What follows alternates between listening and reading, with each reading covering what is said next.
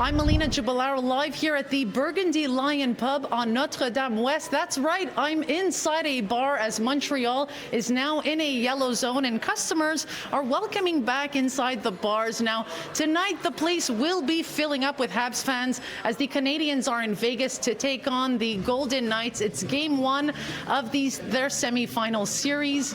Now, we are joined with the owner of Burgundy Lion pub, Paul Desbaillet. How are you tonight? Very well. How are you? I'm well, thank you. Now, it's been an interesting day for you. Patrons now are allowed to be inside the bar tonight.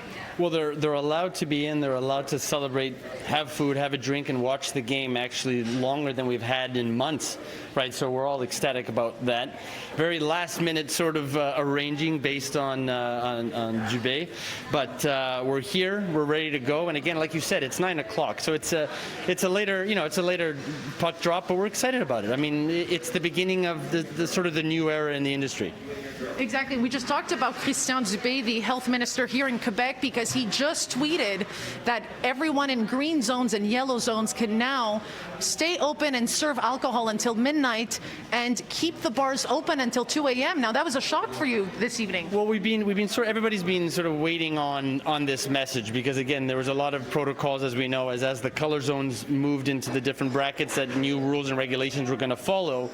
But again, with an entire series being played at 9 and 8 p.m., that was going to, throw a huge wrench in the industry getting a kickstart back up again, with potentially not even being able to finish into the third period, right? So we're very excited about all this, and again, the customers are excited as well too, because the community wants to celebrate as they used to do, a little bit earlier on, and now the Habs have gone so far in the series, and so it's a very exciting time, a little nerve-wracking and exciting. And like you said, your phone, you said, has been off the hook all day. People want to come in tonight. People want to either have a drink, come watch the game. Are you excited? Are you excited? Am I excited? I mean, I want to swear. Of course I'm excited. What are you, nuts? We've been in hibernation for almost, a year and a half, or give or take, a few months. I mean, we're ecstatic. We're ecstatic to have something to cheer for like that. Here at the Lion, in our group also, we're huge football fans. So we have Europa. So, we have there's just so much stuff going on. So it's a really good time. It's a nerve-wracking time and exciting. But again, it's about the Habs. It's about, these changes that just happened today. Huge. Actually, literally an hour ago, right? Not even. So it's good to know. It's good to get everybody riled up. And hopefully the public will understand that as well and not be nervous about not coming out because they think they're going to be thrown out of establishments before the end of the third, right? But at least that'll trickle out for the rest of the series and the rest of the week. Thank you very much, Paul. My pleasure.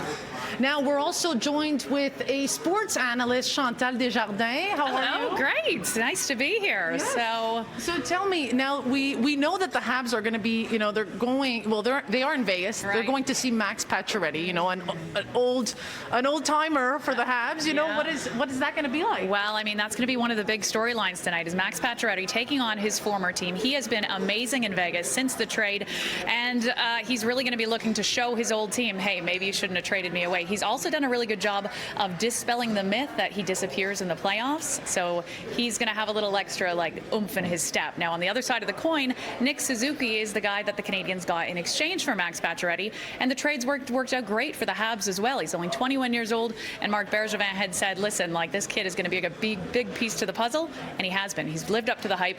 Both players are going to step up this series.